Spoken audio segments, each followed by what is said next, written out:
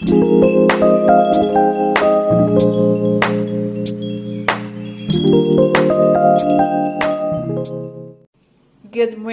morning po, beautiful people. So this morning, meron na naman po tayong pasasarapin ng mga leftover. So gagawa po tayo ngayon ng masarap na Yangchow. Mula po sa ating tirang kanin. Okay, leftover po na roasted chicken.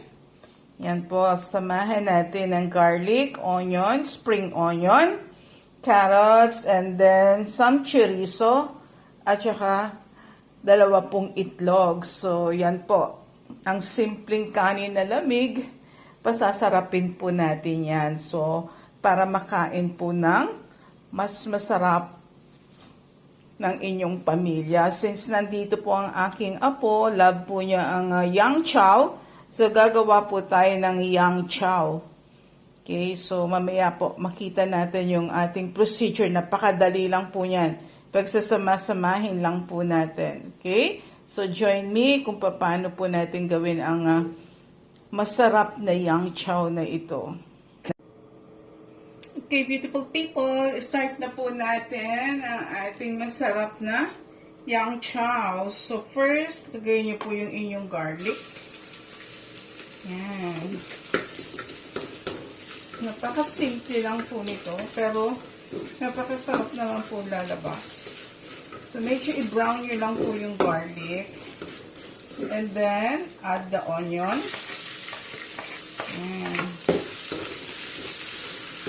Okay lang po yung maraming mantika sa akin kasi olive oil naman po itong aking ginamit. Okay? So, igisa nyo lang po siyang mabuti. Again, sabi ko, pag nagigisa kayo ng onion, gisahin mabuti para lumabas po yung sweetness ng onion. At talagang lalasyan siya doon sa mga iba pang ingredients na ilalagay ninyo. Okay? Then, sunod po natin yung ating chorizo. Yan. Alam niyo po itong Yangchow, kahit leftover na adobo, leftover na lechong kawali, leftover, ito pong akin, leftover po ito na tinurbo kong chicken kahapon. So, hindi naubos. So, lalagay ko po sa Yangchow. Ayan po. After that, ilalagay po natin ang ating chicken. Kung may leftover din po kayong crab stick, lagay nyo din po. So, lagay natin yung ating roasted chicken.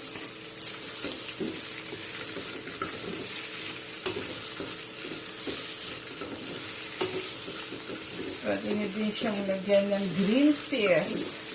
Alam nyo, pwede nyo pasarapin ang Yangchow nyo hanggang sa abot ng kaya ng mga ingredients na kung saan meron yung kitchen nyo. Meron yung loob ng ref nyo.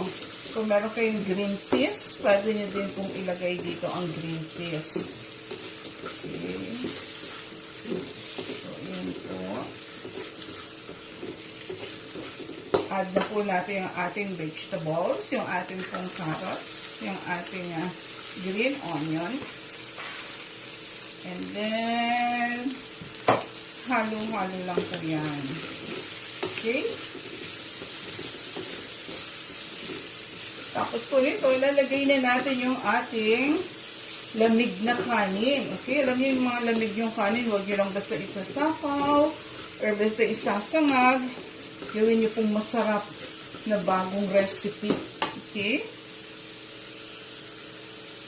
Bigay na po natin ang ating malamig na kanin. So, makikita niyo may red paprika po yan. Nilagyan ko po siya ng paprika. And then, salt and pepper para po may lasa yung inyong rice. So, lagay na natin yung ating rice. Yan. Okay.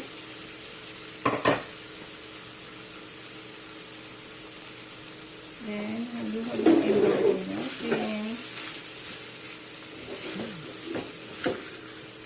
Actually, this Yangchow, complete meal na po ito.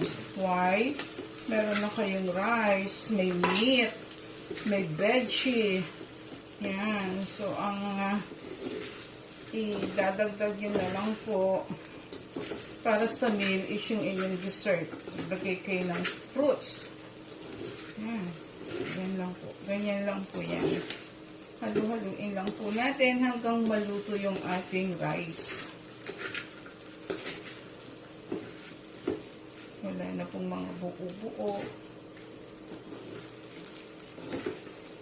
See, nakita niyo po ang ganda ng kulay.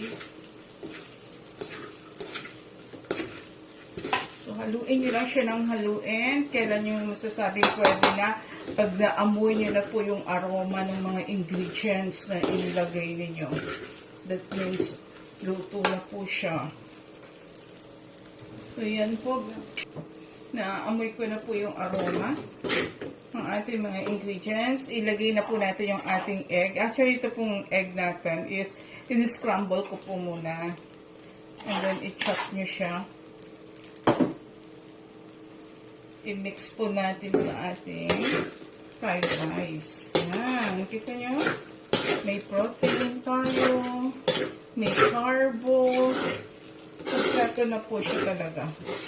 Complete meal para sa inyong mga anak. Sa buong pamilya. Okay? Yan. Yan po ang ating Yangchow ni Mami Chi. Okay? Ang bango po niya. Promise.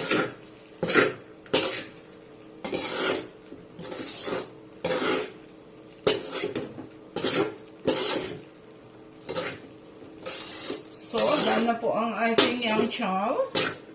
At, titikman po natin siya, syempre.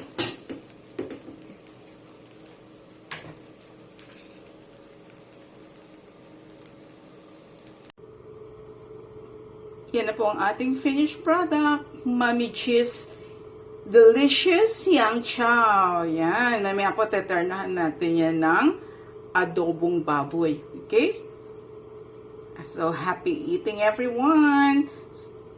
Kung bago po kayo sa aking channel, don't forget to like, subscribe, and comment po kung meron kayong gustong itanong or sabihin. So, don't forget na rin na i-click nyo yung bell para ma-notify po kayo lagi sa aking mga bagong recipe. So, try nyo na po itong delicious Yangchow ni Mami G. Okay, bye for now and happy eating everyone. God bless.